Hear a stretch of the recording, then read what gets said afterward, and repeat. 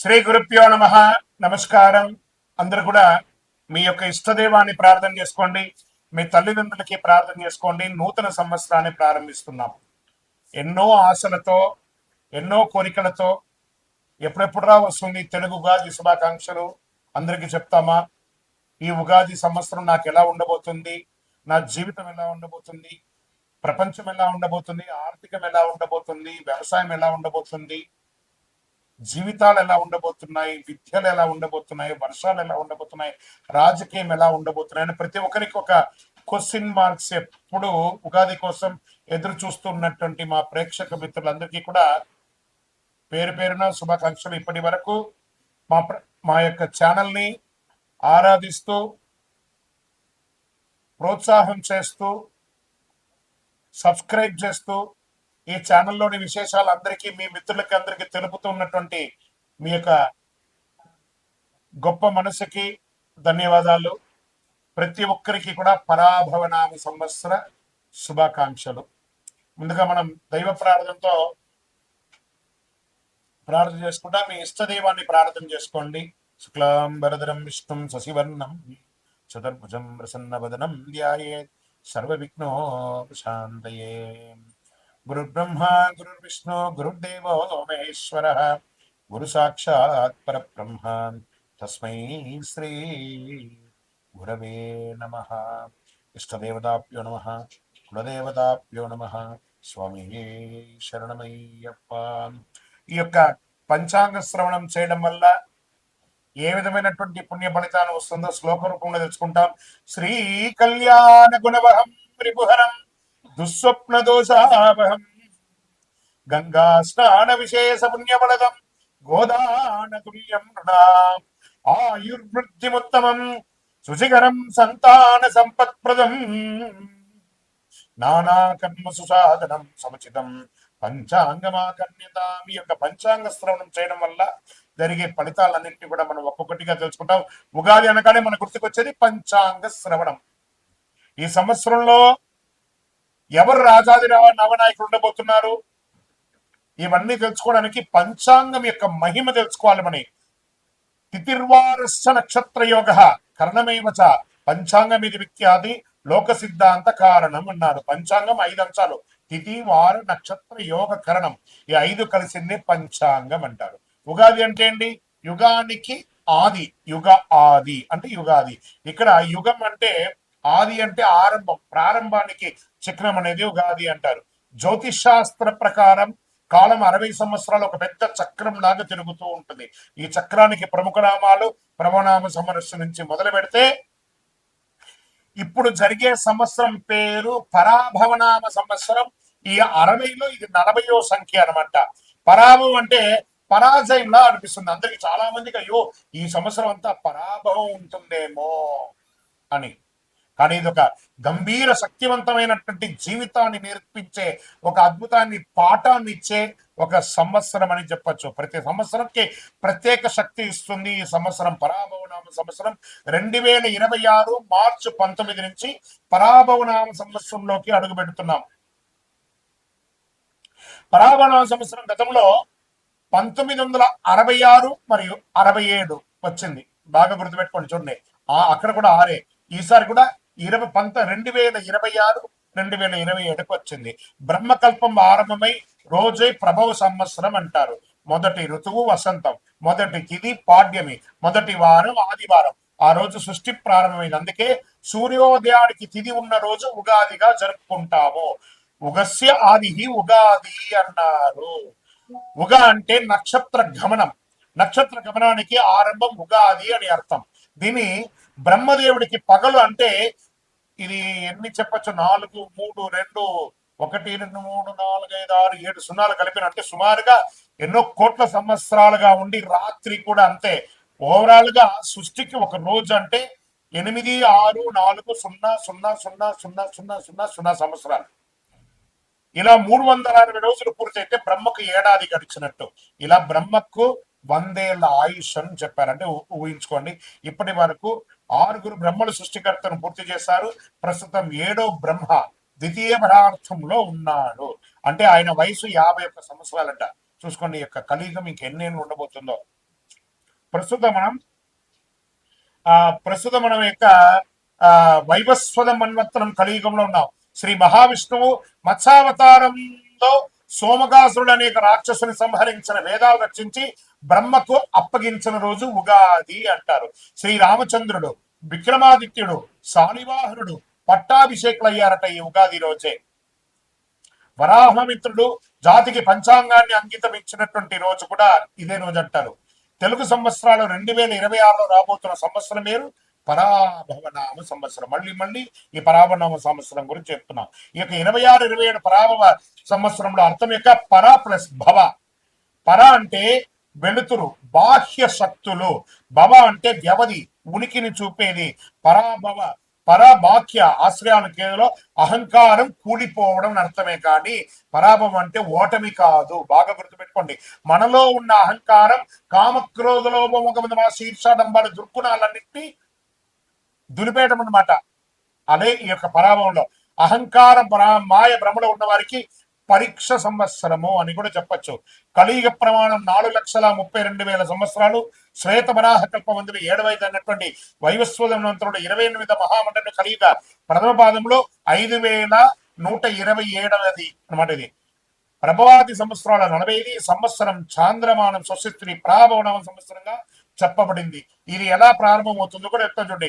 కలియుగ శతాబ్దములు 5,127. శ్రీ ఆదిశంకరాచార్యులు ఉద్భవించినటువంటి 2,097. శాలివాహన శతాబ్దములు 1948. అసలీ శతాబ్దములు 1436/37. హిజరీ శతాబ్దములు 1448-49. శ్రీ రామానుజాతిల్లో 1009. ప్రస్తుతం 26-27 2026-2027 ఉగాది అంటే మార్చి 19 చైత్ర శుద్ధ పాఠ్యం. ఈ రోజు పరాభరణ సంవత్సరం ప్రారంభం. చాంద్రమానాన్ని అనుసరించి జరుపుకునే ఈ యొక్క పండుగను కేవలం తెలుగు రాష్ట్రాలే కాదు, బెంగాల్, కేరళ, పంజాబ్, మహారాష్ట్ర, అస్సాంలో ఘనంగా జరుపుకుంటుంటారు. గడిచిన సంవత్సరం అందించినటువంటి విజయాలు నూతన సంవత్సరంలో కొనసాగాలి. గడిచిన ఏడాదిలో ఎదుర్కొన్నటువంటి ఇబ్బందులు నూతన సంవత్సరంలో ముగింపు పనికి కోరుకుంటూ ముందుగా పరాభవనామ సంవత్సర శుభాకాంక్షలు ప్రేక్షక మిత్రులందరికీ. శ్రీ పరాభవనామ సంవత్సరంలో కర్కాటక రాశి మిత్రులారా, మీకు ఈ సంవత్సరం ఎలా ఉంది తెలుసుకోవడానికి ముందు మీకు ఉగాది శుభాకాంక్షలు. ఈ పరాభవనామ సంవత్సరంలో కర్కాటక రాశి వారికి ధైర్యం, సహనం, ఆలోచనలతో ముందుకు సాగాల్సిన ఒక అద్భుతమైనటువంటి సంవత్సరం. కొన్ని పరీక్షలు వచ్చినా చివరికి చాలా అనుకూలంగా మారుతాయి. ఎన్నో రోజులుగా ఇబ్బంది పడి అష్టమ శని ద్వారా కానీ ఇబ్బందులు పడి పడి పడి పడి చాలు అనుకున్న వాళ్ళకందరికీ మీకు శుభవార్త చెప్పబోతున్నాను. Get ready. గోచార ప్రకారం శని భగవానుడు ఈ సంవత్సరం మీనరాశిలో 9వ స్థానంలో ఉన్నారు. అదృష్టం కొంచెం ఆలస్యంగా పనిచేస్తుంది. ధర్మం, ఆధ్యాత్మికత వైపుకి ఆసక్తి పెరుగుతుంది. గురువుల ఆశీర్వాదం పొందుతారు. ఆధ్యాత్మిక ప్రయాణాలు పెరుగుతాయి. గురు భగవానుడు ఈ సంవత్సరం ప్రారంభంలో 12వ ఇంట్లో ఉన్న జూన్ 2, 2026 గురు జన్మరాశికి కర్కాటకానికి ప్రవేశం అవుతున్నారు. అక్టోబర్ 31, 2026 గురు 2వ ఇంటికి సింహరాశికి ప్రవేశం అవుతున్నారు. జనవరి 25, 2027 తిరిగి జన్మరాశికి పడదోసిన గౌరవం పెరుగుతుంది. గురు భగవానుడి వల్ల కొత్త అవకాశాలు రాబోతున్నాయి. కుటుంబంలో ఆనందం వస్తుంది.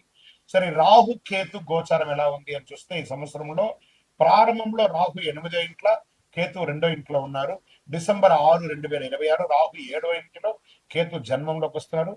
దీనివల్ల మానసిక ఆందోళన వచ్చే అవకాశాలు ఉంటాయి. సంబంధాల్లో కాస్త జాగ్రత్త, ఆధ్యాత్మికత పెరుగుతుంది. మరి పూర్తిగా దీన్ని విశ్లేషించుకుంటూ వెళ్తాం. ఎలా ఉంటుందంటే ఫస్ట్ కుటుంబం తీసుకుంటాం. భార్య భర్తల మధ్య ప్రారంభంలో కాస్త సఖ్యత లోపం ఉన్న మధ్యలో చక్కగా అద్భుతంగా ఈ సంవత్సరం అంతా కూడా చాలా బాగుంటారు. అన్నదమ్ములు, అక్క చెల్లెలు, మీ యొక్క తల్లిదండ్రులు లేదా పూర్వీక ఆస్తుల దగ్గర నుంచి వచ్చి కూర్చున్నటువంటి ఈ కోర్టు కేసులు లేదా ఆస్తి తగాదాలు ఇవన్నీ కూడా కూర్చొని పరిష్కరించి కాంప్రమైజ్ అయితే ఎండ్ ఆఫ్ ద ఇయర్ లోపు మీరు అద్భుతమైనటువంటి ఫలితాలను పొందుతారు. ఇంకా ప్రేమికులకి వచ్చేటప్పటికి ఒకరి పట్ల ఒకరికి విపరీతమైనటువంటి అనుమానం, డామినేటింగ్ ఇవన్నీ కూడా తగ్గించుకుంటే అనురాగంగా ఉంటుందని చెప్పచ్చు. ఇంకా ధనం, వ్యాపారం ఎలా ఉంది అంటే అద్భుతం. అసలు మీరు ఊహకందనే విధంగా ఏప్రిల్ తర్వాత ఆర్థికంగా ఎదగబోతున్నారు. అసలు నాకు ఎన్నో డెట్స్ ఉన్నాయి, ఎన్నో ఉన్నాయి కదా, నేను బ్యాంక్ లోన్కి అప్లై చేశాను, హౌసింగ్ లోన్కి అప్లై చేశాను, లేదా పర్మిషన్స్కి అప్లై చేస్తాను, అవన్నీ రాబోతున్నాయి. ఎన్నో రోజులుగా మీకు రావాల్సినటువంటి ఒక సొమ్ము ఉంది చూసారా, చాలా సతాయిస్తున్నాడు, పిలిచి మరీ ఇచ్చే సమయం ఆసనమైపోయింది. కానీ ఇక్కడ మీరు చేయవలసిందల్లా ఏమంటే కృతజ్ఞత చెప్పాలి. మీకు కాస్త ఎక్కువ ఏంటి ఆ నోరు, దాన్ని అదుపులో ఉంచుకోండి. అదొకటి అదుపులో ఉంచుకుంటే చాలా మంచిదని కూడా చెప్పచ్చు. దీంట్లో ఉద్యోగస్తులకి మంచి మంచి అవకాశాలు, మీరు కోరుకున్న చోటకి ట్రాన్స్ఫర్స్, ఇంక్రిమెంట్స్ ఇవన్నీ కూడా వచ్చే అవకాశాలు బాగా ఉన్నాయి ప్రభుత్వ ఉద్యోగులకి. ఇంకా ప్రైవేట్ రంగంగా ఉద్యోగం ఎదురు చూస్తున్న వాళ్ళకి, ఉద్యోగం పోగొట్టుకున్న వాళ్ళకి మంచి మంచి ఆఫర్ లెటర్స్ రాబోతున్నాయి. ఇంతకు ముందులాగా గొప్ప జీతాలు లేకపోయినా ఉద్యోగం లేకుండా మాత్రం ఉండరు. చాలదా? ఇది అలా బాగుంటుంది. విదేశాల్లో ఉద్యోగం చేస్తున్నటువంటి ప్రతి ఒక్కరికి కూడా ఇది ఒక మంచి అవకాశం. జూన్ తర్వాత మంచి అవకాశాలు రాబోతున్నాయి. అందులో కర్కాటక రాశి మిత్రులారు, మీరు కాస్త సంబంధాలలో మీ యొక్క దుడుకు స్వభావం వల్ల పోగొట్టుకున్నవన్నీ కూడా ఇప్పుడు పొందబోతున్నారు. ఇది ఒక మంచి అవకాశం కూడా చెప్పచ్చు. ఇంకా వివాహం కాని వారికి గెట్ రెడీ, పెళ్లి బలం వచ్చేసింది, గురుబలం యోగంగా వచ్చేసిందండి. ఒక రాజకుమారుడు, ఒక రాజకుమారి రాబోతుంది మీకోసం. కానీ వివాహం చేసుకునే ప్రతి దంపతులకి, నూతన దంపతులకి చెప్తున్నాను, కలకాలం కలిసి ఉంటానంటే మాత్రమే వివాహం చేసుకోండి. ఇది ఖచ్చితంగా నేర్చుకోవాల్సిన విషయం. ఎందుకంటే ఈ రాశి వారి ప్రత్యేకించి చెప్తున్నాను. ఈ మధ్య నేను జాతకంలో నేను చాలా మందికి చూస్తూ ఉంటాను కదా, అందరూ కూడాను మిశ్రమంగా బిహేవ్ చేస్తున్నారు. సంబంధాలను కమోడిటీస్ లాగా వాడుకుంటున్నారు. అలా కాకుండా ఆనందంగా వాడుకోండి, చక్కగా మంచి దాంపత్యంలో ఉంటారు. ఇంకా ప్రయాణాలు, విదేశీయ ప్రయాణం, వ్యాపార ప్రయాణం, ఉద్యోగ ప్రయాణాలు, చదువు ప్రయాణాలకి ఇది చాలా ఉత్తమమైనటువంటి కాలం. పోస్ట్ మే తర్వాత చాలా అవకాశాలు ఉన్నాయి. ఆధ్యాత్మిక యాత్రలు, విలాస యాత్రలు, చూడండి ఎన్ని అవకాశాలు అంటే అన్ని అవకాశాలు వస్తున్నాయి. చాలా అద్భుతమైనటువంటి ఫలితాలు. వ్యవసాయదారులకైతే మూడు పంటలు తీసుకునే కొంతమందికి ఉన్నాయి, కొంతమందికి 2 పంటలు తీసుకునే అవకాశాలు ఉన్నాయి. అన్ని రకాల పంటలు ఈసారి కలిసి వస్తుందండి. ప్రత్యేకించి కిసాన్, జవాన్ ఇద్దరికి కూడా యోగ కాలం అని కూడా ఈ 2026-27 చెప్పబడుతుంది. చాలా ఇంకా వైద్య వృత్తి వారికి చాలా విశేషమైనటువంటి ఫలితాలు. డాక్టర్స్ లేదా హాస్పిటల్స్, వీటికి అందరికీ కూడా మంచి అవకాశాలు రాబోతున్నాయి. ప్రత్యేకించి రీసెర్చ్ చేస్తున్నారు చూసారా, ఈ రీసెర్చ్ వాళ్ళకి అందరికీ కూడా ఇది ఒక మంచి సంవత్సరం అని కూడా చెప్పచ్చు. స్పోర్ట్స్ వాళ్ళకి ఇది చాలా బాగుంది. కర్కాటక రాశిలో ఉన్నటువంటి వాళ్ళకి, స్పోర్ట్స్ వాళ్ళకి ఇది చాలా మంచి అవకాశాలు బాగా కనబడుతున్నాయి. కళాకారులకి మంచి అవకాశాలు. ఇంకా ప్రింటింగ్, ఎలక్ట్రానిక్ మీడియా వాళ్ళు అద్భుతంగా ఉన్నారు కూడా ఇక్కడ చెప్తుంది. ఇవన్నీ బాగుంటే ఒక్కటి కొంచెం నెగిటివ్ చూపిస్తుంది, జాగ్రత్త. అదేంటి? ఆరోగ్యం. కడుపు సంబంధించిన ఒక శస్త్రచికిత్స కానీ, లేదా ఈ కడుపుకు సంబంధించిన స్త్రీలకి, పురుషులకి ఎవరికైనా కూడా అది చూసుకోండి. కొంతమంది ఆడవారికి యూట్రస్ సంబంధించి పిసిఓడి ప్రాబ్లమ్స్ రావడం, ఇంకొకటి రావడం, ఇలాంటివి చేసుకోవడం. ఆహార నియంత్రణ ఉండాలి ఖచ్చితంగా. మీకు ఒకటే శత్రువు 2 రకాలుగా ఇబ్బంది పెడతాం. ఎవరంటే అది మీ నోరు. మీ నోరు అదుపులో ఉంటే సమాజంలోనో ఇంటిలోనో అందరూ బాగుంటారు. మీ నోరు అదుపులో ఉంటే, ఆహారాన్ని అదుపులో పెట్టుకుంటే మీ శరీరం బాగుంటుంది. ఈ రెండింటికి కారణం ఒకటే నోరు కాబట్టి దాన్ని జాగ్రత్తగా చూసుకోండి. చాలా జాగ్రత్తగా చూసుకోవాల్సిన విషయం. ఇంకా నక్షత్ర వారిగా ఈ సంవత్సరం ఎలా ఉందంటే, పునర్వసు 4వ పాదం, కుటుంబ సంతోషం, ధనలాభం, గృహ మార్పు అవకాశం ఉంది. పుష్యమి నక్షత్రం, గౌరవం, ఉద్యోగ పురోగతి, పెద్దల ఆశీర్వాదం చాలాగా ఉంటుంది. ఆశ్లేష నక్షత్రం వారికి నిర్ణయాల్లో జాగ్రత్త, ఆధ్యాత్మిక ఆసక్తి, కొత్త పరిచయాలు పెరిగే అవకాశాలు బాగా ఉన్నాయి. అదృష్ట సూచనలు అంటే అదృష్ట సంఖ్య 2, 4, 7. అదృష్ట రోజులు సోమవారం, గురువారం. అదృష్ట రంగులు తెలుపు మరియు లేత పసుపు మరియు బంగారు వర్ణం అని కూడా చెప్పచ్చు. పరిహారాలంతా కూడా శివుడికి అభిషేకం చేయండి, సోమవారాల్లో అభిషేకం చేయండి, రుద్రాభిషేకం చేయండి, గురువారంలో దానం వేయండి, ధాన్యాలంతా కూడా దానం వేయండి. చంద్ర దర్శనం ప్రతిరోజు అవకాశం ఉంటే చంద్ర దర్శనం చేయండి. చక్కగా చండీ సప్తసతి పారాయణాన్ని చేయండి. సుబ్రహ్మణ్య స్వామి ఆరాధన చేయండి. 6 పడై విడుదల ఉంటుంది సార్, 6